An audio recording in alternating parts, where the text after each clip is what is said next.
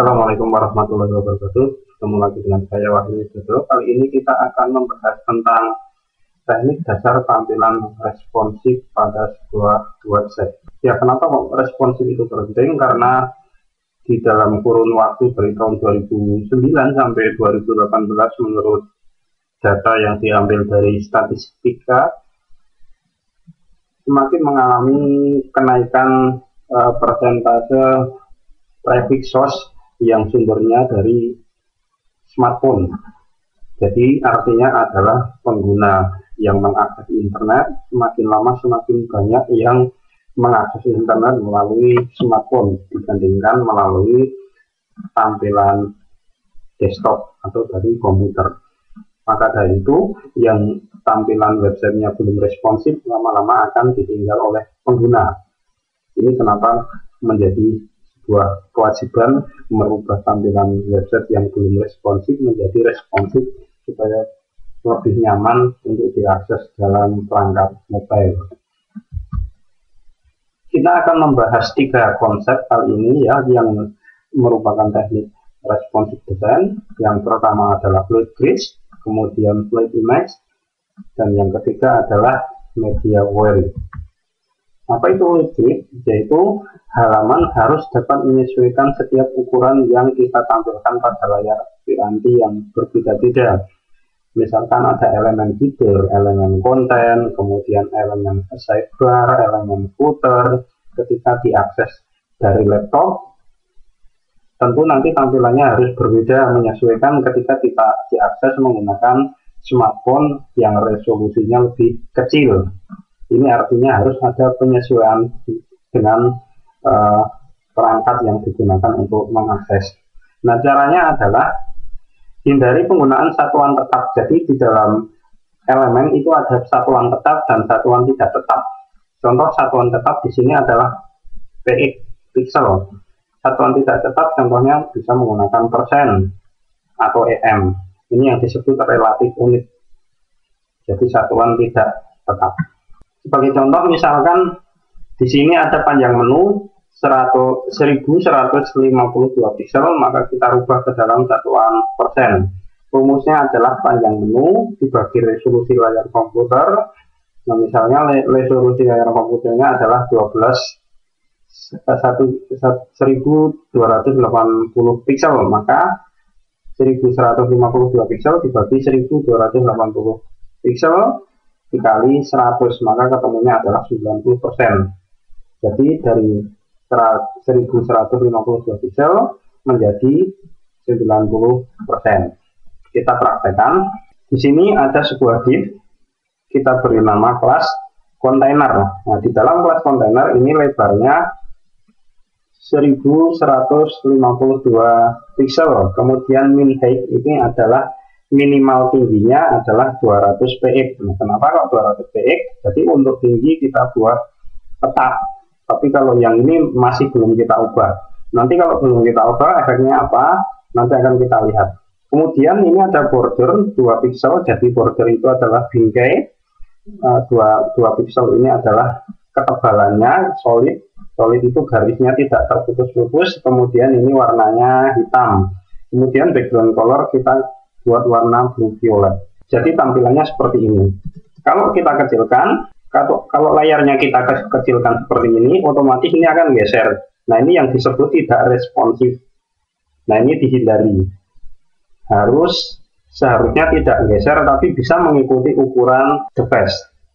Nah, tahu bagaimana cara resolusinya? Bisa menggunakan cara tadi, yaitu menggeser ke sini, atau kalau tidak menggunakan emulator bawaan dari Firefox. Kita klik More Tool, kemudian Responsive Design Mobile. Responsive Design Mobile. Nah, ini kita lihat. Ini jadi menggeser ke kanan dan ke kiri. Ini yang kita hindari. Ini namanya tidak responsif. Nah, caranya kita rubah ke dalam persen. Seperti perhitungan tadi. Jadi ini dirubah ke dalam persen, ketemunya 90%.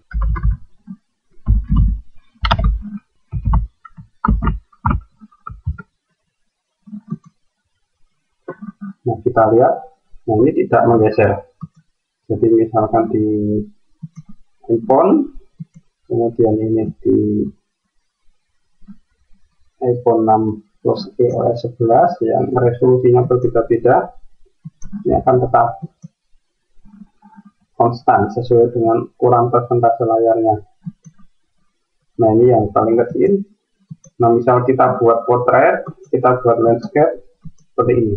Kemudian masalah tipografi unik. Dalam penerapan font, kita juga perlu menggunakan satuan relatif seperti EM, kemudian rem, VW, dan VH. Satuan tersebut dapat menyesuaikan ketika ukuran layar atau ukuran font itu sendiri berubah. IM, satuan relatif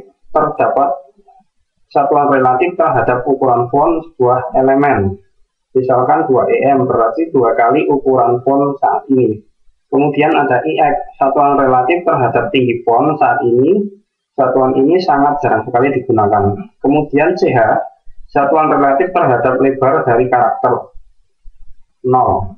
Kemudian ada rem, mirip seperti EM, tetapi rem merupakan satuan relatif terhadap ukuran font dari root elemen. Kemudian VW, satuan relatif terhadap 1% lebar viewport.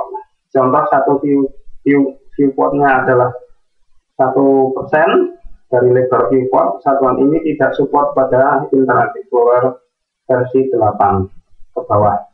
Kemudian VH, satuan relatif terhadap 1% tinggi viewport.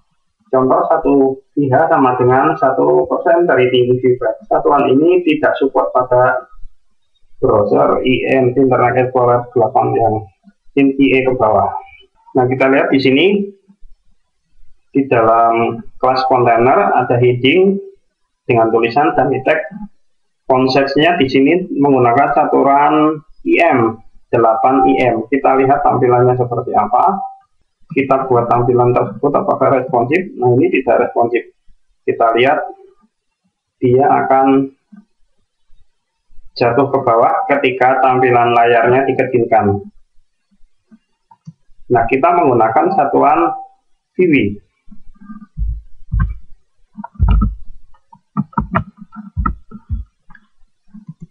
Nah, dengan menggunakan satuan VW, dia akan mengikuti sesuai dengan lebar resolusi. Setelah fluid grid, kita membahas tentang fluid image. Untuk membuat fluid image yang responsif terhadap perubahan resolusi layar, maka kamu cukup menggunakan mark width 100%. Nah, sebagai contoh ini image mark width 100%. Kita tambahkan di dalam kelas di kelas kontainer. Di sini ada image source logo.png. Nah, ini belum kita tambahkan mark width. Jadi maksimal lebarnya berapa? Jadinya seperti ini. Ketika ini layarnya kecil, dia secara otomatis masih bertahan sesuai dengan size-nya ukuran image. Jadi otomatis dia akan nyekrol ke kiri dan ke kanan. Nah, ini belum responsif. Nah, supaya responsif, kita buat pengaturan untuk maksimal lebar.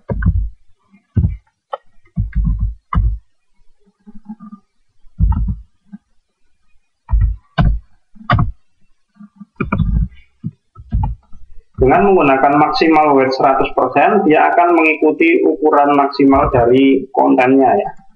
Nah, misalkan dia ini ukuran kontennya kecil, maka dia akan otomatis mengecil. Tapi kalau ini ditarik ke sini, maka dia akan mengikuti menjadi besar sesuai dengan size image-nya. Nah, selanjutnya kita membahas tentang viewport. Viewport merupakan area yang dapat dilihat oleh pengguna kita pada halaman website.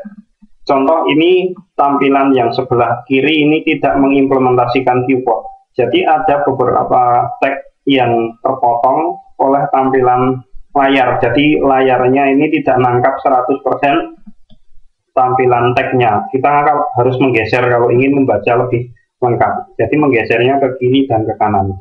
Dan yang menggunakan implementasi viewport, maka dia akan kelihatan semua. Di sini tampilannya kelihatan. Jadi tanpa harus menggeser ke kiri dan ke kanan. Andaikan di sini ada 3 atau 4 paragraf, kita hanya perlu menyekrol ke bawah. Itu contoh implementasi yang menggunakan viewport dan tanpa menggunakan viewport. Cara mengatur viewport itu dengan meletakkan tag meta yang disisipkan pada header. Nah, ini meta name viewport content with device with initial scale 1. Nah, contohnya seperti ini yang sudah menggunakan tampilan viewport. Nah, ini meta name viewport content with device with initial scale 1. Kalau misalkan Anda tidak menginginkan bisa di zoom, tinggal menambahkan use scalable no, user scalable no, maka pengguna tidak bisa mengezoom. Kemudian konsep yang ketiga adalah media query. Media query yang akan mendeteksi perubahan lebar layar. Untuk menggunakan media query, sebaiknya kita mulai dari lebar layar yang ukurannya paling kecil terlebih dahulu sampai yang paling besar, yaitu layar komputer atau desktop. Misalkan layar smartphone mulai dari ukuran layar 480 pixel sampai dengan resolusi 767 pixel. Kemudian resolusi layar iPad, tablet, komputer mulai dari 768 pixel. Jadi media query itu dengan membuat sebuah breakpoint penulisan di dalam styling CSS menggunakan app media query dan diikuti dengan ukuran viewportnya. Nah, contohnya seperti ini. Ini contoh media query yang ada di dalam CSS, app media query screen and minimal lebar 450 pixel. Jadi ini untuk layar device yang berukuran kecil. Kemudian Anda mendefinisikan lagi app media screen and min width 550 pixel. Nah, ini lebih besar dari yang pertama. Kemudian yang ukuran lebih besar, misalkan minimal lebarnya 800 pixel. Jadi ini biasa untuk diakses seperti tablet, laptop, atau komputer desktop. Jadi minimal lebar 800 pixel. Maka di sini ada pengaturan layout. Nah, kita praktekkan. Di dalam kelas kontainer kita membuat namanya di class box. Ini ada dark blue, box light blue, kemudian box green, box red, dan box orange. Tampilannya seperti ini. Pada ukuran tampilan besar, ini memiliki lebar 800 pixel. Lebar 800 pixel. Kemudian dia memiliki margin left, margin right, saya setting auto. Nah, artinya di setting auto ini adalah dia akan memiliki batas kanan dan batas kiri, bisa dinamis atau otomatis mengikuti ukuran layar.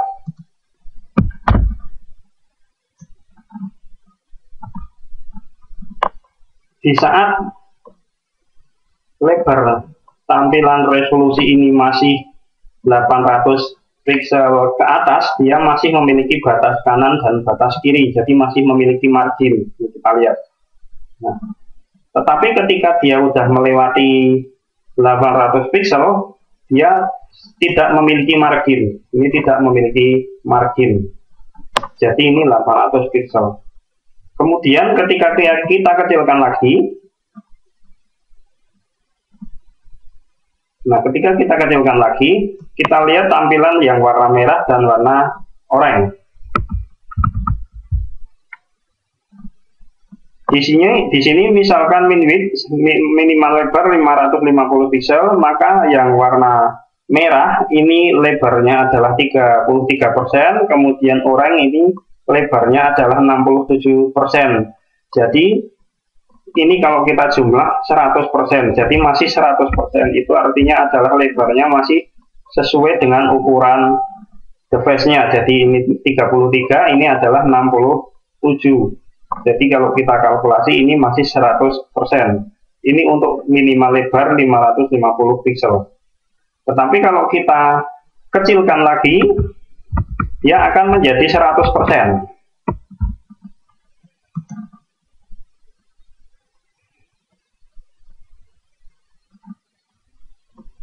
Nah, dia akan menjadi 100%. Kemudian yang warna light blue dan green, warna hijau, ini 50%. Artinya adalah masih ada di sebelah kanan dan ada di sebelah kiri. Ini masih tetap 50%. Jadi ada pendefinisian sesuai dengan ukuran layar. Jadi kalau misalkan ini lebih kecil, maka persentase lebarnya mau berapa persen. Ini bisa diatur berdasarkan minimal weight, jadi minimal lebarnya dari ukuran layar.